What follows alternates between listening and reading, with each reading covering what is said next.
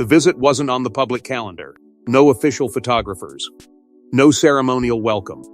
Yet somewhere between the security gates and the private receiving quarters, a senior royal butler reportedly paused over a piece of luggage, and what followed triggered whispers powerful enough to move faster than any palace statement. Whatever was discovered, insiders suggest it changed the atmosphere instantly. Before we go deeper into what this really means for the royal family, make sure to subscribe so you don't miss a single update. At first, there was nothing outwardly unusual about the arrival itself. Private visits to royal residences are not unheard of, and over decades the institution has built an entire culture around discretion. Cars appear, gates open, staff members receive instructions, doors close, life moves on. But according to palace watchers and various interpretations of internal administrative customs, this visit carried a different kind of energy almost from the beginning, subtle enough that no outsider would notice, yet distinct enough that household staff reportedly felt it immediately. There had been no public scheduling, no accompanying announcement, no ceremonial positioning that typically surrounds even low-profile royal appearances. Instead, reports suggest movement was managed through internal channels and handled with an unusual degree of compartmentalization. Different interpretations of the day describe an atmosphere that felt less like hospitality and more like containment, not because anyone expected confrontation, but because unexpected variables inside royal environments are rarely treated casually. As with all arrivals involving senior figures, intake procedures quietly unfolded behind the scenes. Security remained polite but structured. Personal items were processed according to long-established household customs. Bags moved from hand to hand. Records were made. Staff performed duties that most people never realize exist. It was routine. Until, according to whispers that emerged much later, one particular moment interrupted that routine. The account varies depending on who tells it. Some versions describe hesitation. Others describe confusion. A few suggest nothing dramatic happened at all, only that someone noticed something and chose to mention it. But in nearly every version, one detail remains consistent. A senior royal butler reportedly stopped. Not dramatically, not publicly, simply long enough for another staff member to notice. That pause, according to insiders who claim familiarity with household culture, became important because royal staff are trained not to react. Their work depends on neutrality. They observe without becoming visible. They facilitate without becoming participants, which is why any break in rhythm, even a brief one, can trigger attention. Sources familiar with royal household traditions suggest the butler's concern was not immediate alarm but inconsistency. Something did not align. Whether it involved documentation, placement, presentation, expectation, or simple protocol remains entirely unclear. No verified account has publicly confirmed what prompted the pause. Yet reports suggest the matter was quietly escalated rather than dismissed. At first, those nearby allegedly assumed it was an ordinary misunderstanding. Wrong room, wrong handling procedure, wrong expectation. These things happen. But what reportedly shifted the mood was not the object itself, it was the response. Staff who ordinarily moved with practiced calm allegedly became more attentive. Communication channels reportedly tightened. Small conversations became shorter. Certain individuals who rarely involved themselves in logistics were quietly informed. And according to palace observers, that is often when situations become meaningful, not because something dramatic has happened, but because people who normally remain distant suddenly begin paying attention. Senior aides, insiders suggest, became aware unusually quickly. No statements. No public correction. No visible disruption. Only a subtle change in internal movement. And inside institutions built on silence. Silence itself can become the loudest signal of all. By evening, whispers had already begun taking shape, not among tabloids or television panels, but among the people whose entire careers depend on never speaking publicly. Some dismissed the story immediately. Others suggested that palace environments naturally create mythology around ordinary events. Yet one question reportedly continued circulating beneath the surface. If nothing unusual had happened, why had so many people suddenly become interested? And that question would only grow louder, because what looked routine became something else entirely when the contents were reportedly reviewed. According to later interpretations of internal whispers, the concern wasn't about value, it was about symbolism. The object reportedly wasn't dangerous, illegal, or explosive. Yet insiders suggest its meaning inside royal culture made it impossible to ignore. That distinction mattered more than people outside palace life might realize. Because institutions built on ceremony rarely react to usefulness. They react to meaning. And according to various interpretations that later circulated among royal commentators and longtime palace observers, whatever caused concern that day was never framed as a security incident. No dramatic intervention, no emergency protocol, no official complaint. Instead, reports suggest the atmosphere changed in a quieter and, in some ways, more unsettling direction. People started asking different questions, not what was inside, but what it represented. For generations, royal households have operated through a world outsiders rarely see, a world where objects carry histories, placement carries hierarchy, and routine carries messages. Something ordinary in one setting can become loaded in another. A handwritten note, a seating arrangement, a personal item brought into the wrong space.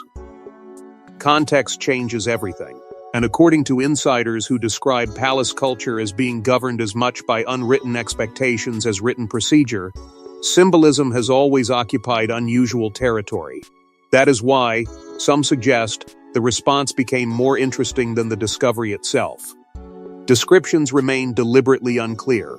No reliable account has publicly identified what the item allegedly was. Some interpretations imply it was personal. Others suggest it carried association. A few dismiss the entire story as internal overreading by staff trained to interpret every detail. Yet even among conflicting versions, a common thread appears again and again. People reportedly did not react because they feared the object, they reacted because they feared what acknowledging it might imply. That was where curiosity reportedly began turning into concern.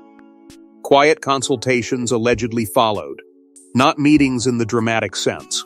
Not emergency councils or confrontations. Just conversations. Short ones. Private ones. The kind that happen when experienced people are trying to determine whether something deserves attention, or whether giving it attention creates a larger problem than ignoring it. According to palace watchers, moments like these reveal something unusual about royal institutions. Authority is rarely exercised loudly. More often, it moves through suggestion, interpretation, and invisible agreement. One senior figure asks a question. Another delays a decision. Someone requests clarification. And suddenly a routine event becomes something everybody notices but nobody names. Reports suggest household traditions became unexpectedly relevant. Certain spaces reportedly carry expectations. Certain gestures reportedly communicate intention. Certain objects reportedly belong in some contexts, and not others. Again, none of this confirms wrongdoing, but symbolism inside royal environments often operates independently of intent. And that possibility allegedly created discomfort. Staff reactions became increasingly difficult to ignore. People who normally moved with confidence reportedly became careful with language. Instructions became shorter. Conversations became selective. Some insiders later claimed there was a subtle shift from operational discussion into interpretive discussion. That shift mattered. Because operational questions are easy, interpretive questions are dangerous. Operational questions ask, "What happened?" Interpretive questions ask, "What does this mean?" And once people begin asking that second question, stories tend to evolve beyond their original moment. Observers later suggested this was the point where the narrative stopped being about luggage entirely. It became about boundaries, expectation, identity, and whether everyone inside the institution was operating under the same understanding of what those invisible rules actually were. Because if an item only becomes controversial after someone gives it meaning, then the real power was never in the object. It was in the person or people who decided it mattered. And suddenly, the question was no longer what had been found, but who decided it mattered. Royal staff are trained to disappear into the background, which is why the alleged decision to speak up stunned everyone who heard about it. Inside royal households, visibility is not considered a reward. It is considered failure. The most trusted people are often the least noticed. Senior household personnel build careers on restraint, not influence. They see things. They hear things. They carry schedules, protect routines, maintain traditions, and absorb moments the public never knows existed. Their value is measured not by what they reveal, but by what they keep to themselves. Which is why, according to later interpretations of internal conversations, the possibility that a senior butler chose to raise concern quietly altered the meaning of everything that followed. Because once someone at that level decides something deserves attention, the question changes. It is no longer, did something happen? It becomes, why did someone who never reacts decide this moment required a response? Reports suggest the concern did not travel dramatically through the system. There were no confrontations, no formal objections, no emotional scenes. Instead, it reportedly moved in the way institutions preserve themselves carefully, quietly, and with enough distance that nobody becomes responsible for starting the conversation. One person asks another. Another asks whether clarification is needed. Someone decides a note should be passed upward.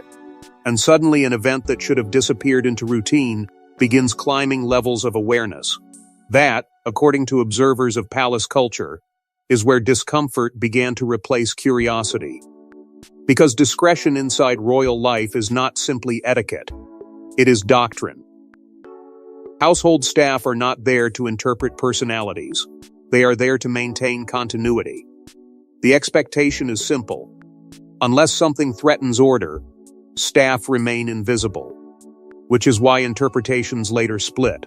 Some insiders reportedly viewed the decision to speak as an act of institutional loyalty, a quiet attempt to avoid misunderstanding before assumptions formed.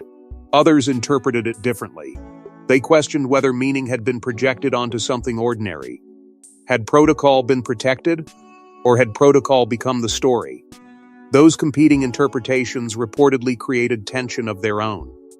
Because institutions built on hierarchy become uncomfortable when people begin debating judgment instead of procedure.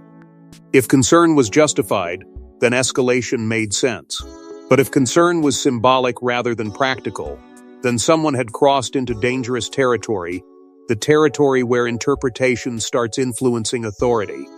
And once that possibility entered the conversation, reactions reportedly became more careful.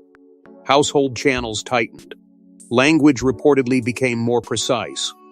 People who normally gave direct answers allegedly began choosing neutral ones. Observers later suggested this was not because anyone feared consequences. It was because nobody wanted ownership. Ownership changes everything. The moment someone decides a matter deserves escalation, responsibility begins attaching itself to names. Who noticed? Who approved? Who agreed? Who decided this mattered? According to accounts that surfaced later, palace hierarchy began responding in the only way it knows how, through distance. Senior aides reportedly became aware. Questions were quietly redirected. Details became selective. No public movement occurred, yet internally, people allegedly became conscious that this had stopped being a logistical matter. Now it was becoming an institutional one. And institutional questions inside royal environments rarely stay small. Because once a concern rises above household level, it enters a different world entirely, a world where symbolism becomes policy, and silence becomes strategy. People close to palace operations later suggested that was the moment the atmosphere changed for good. Not because anybody knew exactly what had happened, but because enough people believed something might matter. And in places built on tradition, belief alone can reshape behavior. What had begun as a pause became a discussion. The discussion became awareness. And awareness was about to become something impossible to contain. Because once senior figures became aware, silence was no longer enough. No public statement emerged. Yet according to palace watchers, meetings multiplied and certain schedules quietly shifted. That was the detail people kept returning to later. Not an announcement. Not a denial. Not even a carefully worded clarification. Just movement. Small adjustments. Quiet rescheduling. Conversations that appeared ordinary until people began noticing how many of them were suddenly happening at once. Inside institutions shaped by continuity, change rarely announces itself. It appears in fragments. A delayed appearance. A moved briefing. An advisor included where one normally would not be. And according to various interpretations of internal activity, this was the point where the atmosphere reportedly became impossible to dismiss as coincidence. Because once senior awareness had been established, the matter no longer belonged to household operations. It became administrative. Then, strategic. Reports suggest emergency-style consultations began taking place not in the dramatic sense people imagine, but in the way royal systems are designed to respond to uncertainty. Questions were reportedly raised.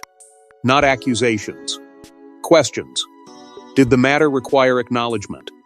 Would acknowledgement create greater attention? Was silence protecting stability or creating unnecessary interpretation? According to observers familiar with palace dynamics, these questions are rarely simple because monarchy operates on a different logic than ordinary institutions. It does not only protect outcomes, it protects meaning. And meaning, once challenged, becomes difficult to contain. Protocol advisors reportedly became involved. That detail alone attracted attention among those who follow royal procedure closely.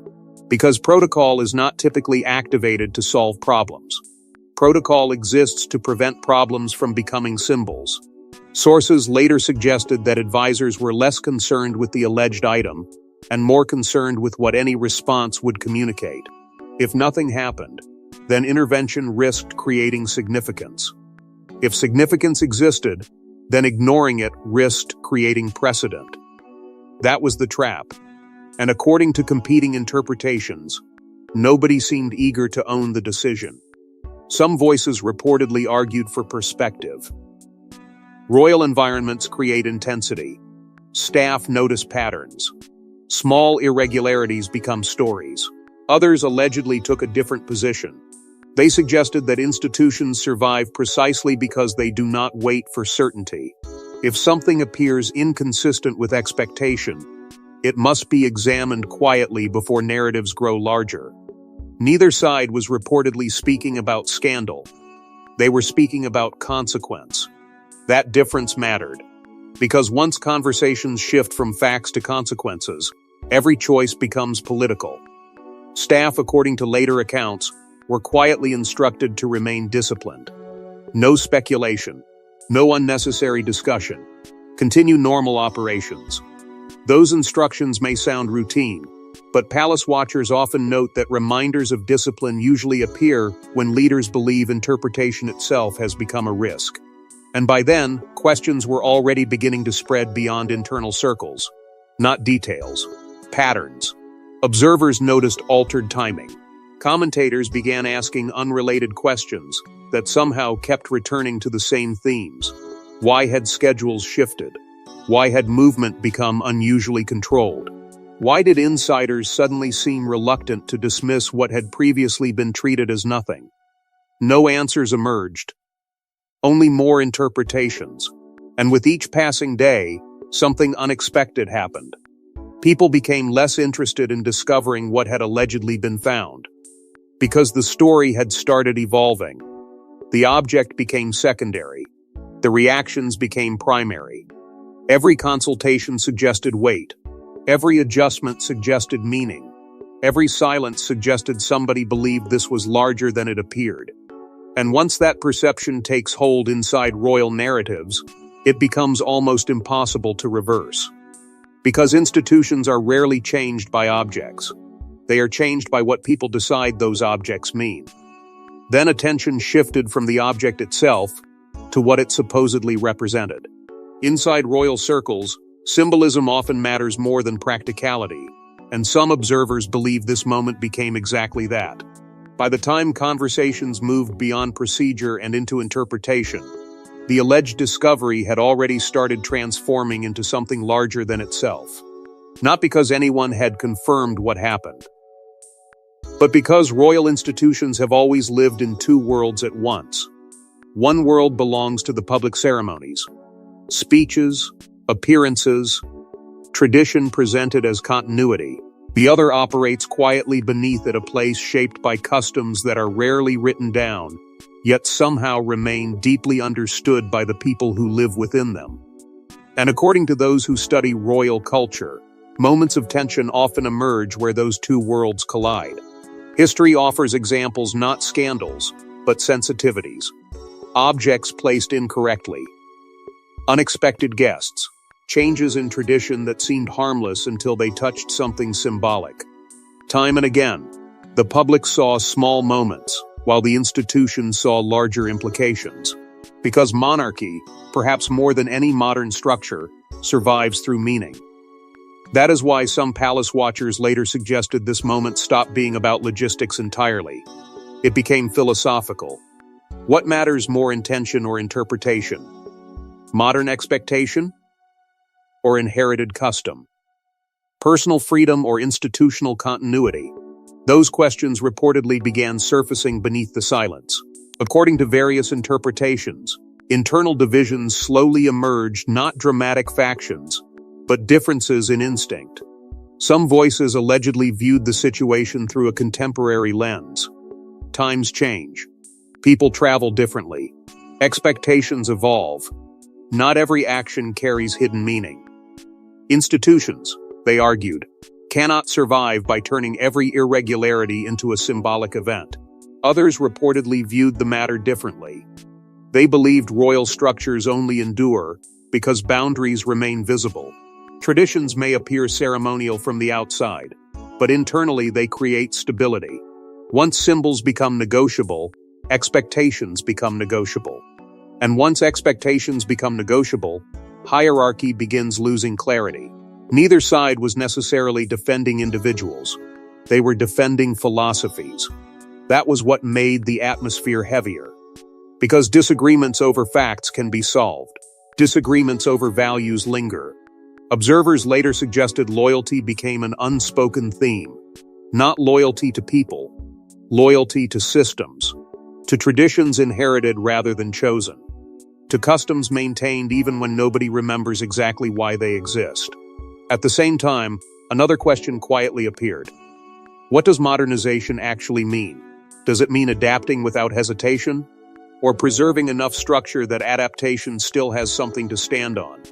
The reported discussions, according to those who later reflected on them, never produced clear answers.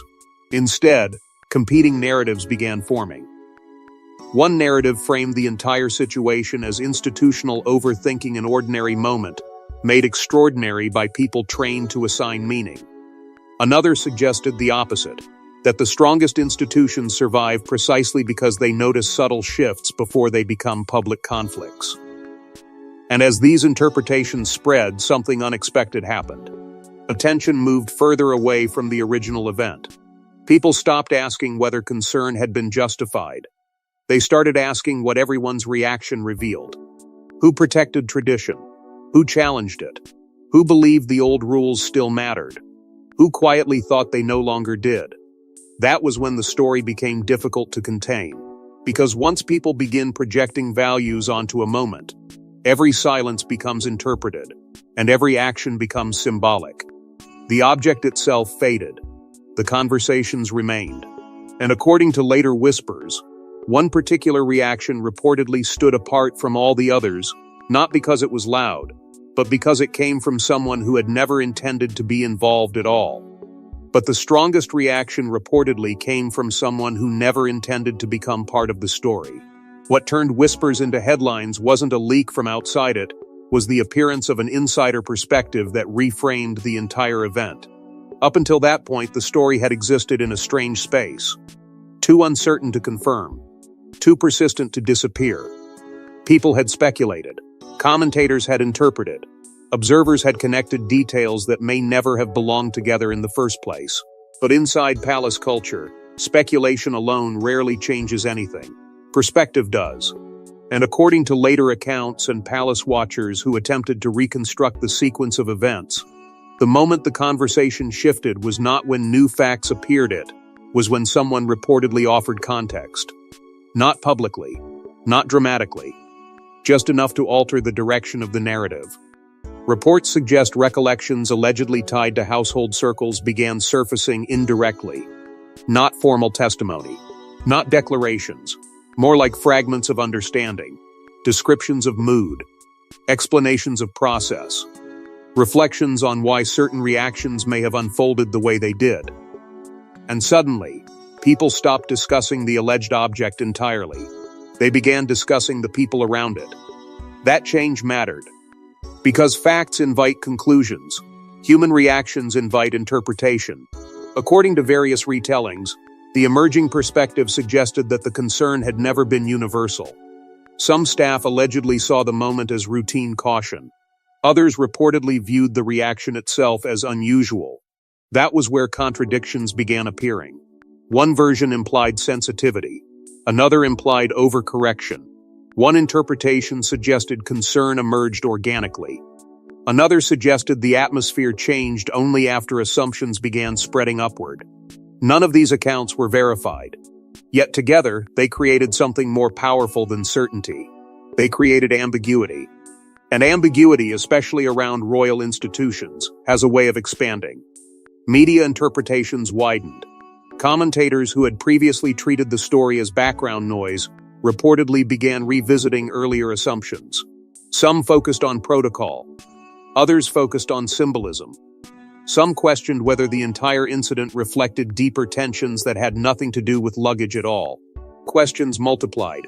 Why did concern travel so quickly? Why did reactions appear uneven? Why did nobody seem eager to explain what had happened? And perhaps most importantly, why did the versions becoming available feel so different from one another? That question opened a new layer entirely. People began examining motive. Not motive behind the alleged item. Motive behind the interpretation. Was someone trying to protect institutional culture? Was someone attempting to reinforce boundaries? Or had ordinary uncertainty simply evolved into a story because too many people became afraid of being the person who dismissed it? According to palace observers, these moments expose something few people talk about. Royal culture is not only built on rules, it is built on interpretation of rules. And interpretation changes depending on position. Staff experience events differently than advisors. Advisors experience them differently than public figures. People closest to tradition often see symbolism first. People closest to public opinion often see consequence first. That realization reportedly shifted attention again. Now the discussion became larger than one event. People started asking broader questions. How much of palace life is structured? How much is assumption? How many traditions survive because everyone believes everyone else still believes in them? The insider perspective, whether accurate, partial, or misunderstood, had done something unexpected. It had redirected the entire conversation away from certainty and toward culture itself. And once palace culture becomes the subject, there are rarely easy answers.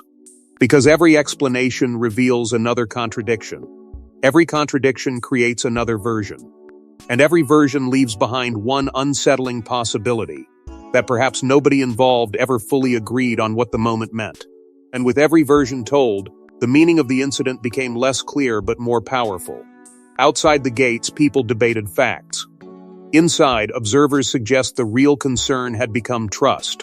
By the time the story reached broader conversation, something unusual had already happened.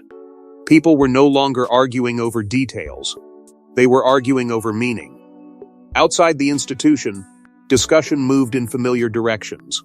Some dismissed the entire situation as palace mythology, another example of ordinary events becoming extraordinary through distance and speculation.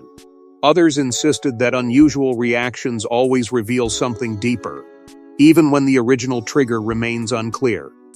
But according to royal watchers who study institutional behavior rather than personalities, those public debates may have missed the more important shift entirely. Because internally, the conversation had reportedly moved somewhere else. Toward trust. Trust is a quiet word. Yet inside systems built on continuity, it carries extraordinary weight. Trust determines who interprets correctly, who escalates concerns, who understands boundaries, who is assumed to act with institutional instinct rather than personal judgment. And according to various interpretations, that was where the emotional tension reportedly began appearing. Not in conflict, not in confrontation, but in uncertainty. Observers later suggested that once multiple versions of events started circulating, people inside the broader ecosystem of the monarchy faced a difficult problem. Every response risked communicating something. Dismiss the story too quickly, and it could appear that concerns inside the institution were being minimized. React too strongly, and it could suggest importance where none existed. That balancing act reportedly became increasingly delicate. Meanwhile, outside commentary accelerated. Royal commentators, longtime observers, and media voices began forming competing narratives. One narrative framed the entire episode as evidence that royal structures remain trapped in old assumption systems that still assign enormous importance to symbols invisible to everyone else. Another narrative argued the exact opposite, that institutions survive because they notice details most people overlook. That preserving continuity requires sensitivity, not indifference. Neither side could fully prove its case. That uncertainty kept the story alive. Reports suggest reputation management quietly intensified not necessarily around correcting facts, but around managing interpretation. Language became more careful. Commentary became measured. Attention reportedly shifted toward stability. Because royal institutions understand something modern audiences often forget, public opinion rarely changes because of events. It changes because of how events are understood. And understanding is difficult to control once multiple narratives begin competing. According to palace observers, that realization reportedly created longer-term concern. Not concern over headlines. Concern over precedent. If meaning becomes subjective, who decides what matters? If protocol becomes negotiable, where does authority actually live? If internal interpretation becomes public conversation, what happens to the invisible systems that depend on discretion? Those questions reportedly lingered long after the original moment faded, and perhaps that was the strangest part. No confirmed explanation ever seemed to settle anything. No single account became definitive. Instead, the story evolved into something broader, a conversation about institutions trying to remain modern without losing identity, about people trying to navigate systems they did not create, about trust existing not because everyone agrees, but because enough people continue believing in the same rules. That was why, according to some commentators, the emotional weight of the story lasted longer than the details themselves. Because trust, once questioned, behaves differently than facts. Facts can be clarified. Trust tends to linger. And in the end, people remembered less about what had allegedly been discovered, and more about how everyone reacted once they believed it might matter. Because sometimes the strongest stories are not about events at all. They are about the fears and values those events expose. But in the end, the object itself may never have been the point. Years from now, nobody may remember what was allegedly inside the luggage. But they may remember the silence that followed. That may be the strangest part of stories like this. Not whether they are fully true, not whether every version survives scrutiny, but how certain moments seem to linger long after the details disappear. Because over time, people rarely remember the object. They remember the reaction. And according to those who study royal institutions, that is often where the real story lives. Throughout this entire episode, if it can even be called, that attention appeared to move in a direction nobody expected. What allegedly began as a brief pause inside a private process gradually became a conversation about something far larger than any individual arrival, any household procedure, or any single interpretation. It became a conversation about monarchy itself, not the public version, the quieter version. The version built from habits, expectations, restraint, and invisible agreements that most people never see, but somehow assume will always remain intact. Because monarchy has always carried a strange burden. It must appear timeless while constantly adapting. It must feel personal while remaining institutional. It must invite public attention while protecting private order. That balance has never been simple. And perhaps that is why stories wrapped in uncertainty continue capturing attention. People are not always searching for facts. Sometimes they are searching for meaning. Observers later suggested that this entire discussion revealed something unexpectedly human beneath all the formality. Duty and perception do not always move together. Someone can act with good intentions and still trigger concern. Someone can follow expectations and still create misunderstanding. Someone can protect tradition and still appear resistant to change. That tension may never disappear. Because institutions are not machines. They are collections of people trying to preserve something larger than themselves. And preservation often looks different depending on where someone stands. For some, duty means adapting. For others, duty means holding the line. For some, symbolism feels outdated. For others, symbolism is the structure holding everything together. Perhaps that was always the deeper reason this story continued circulating.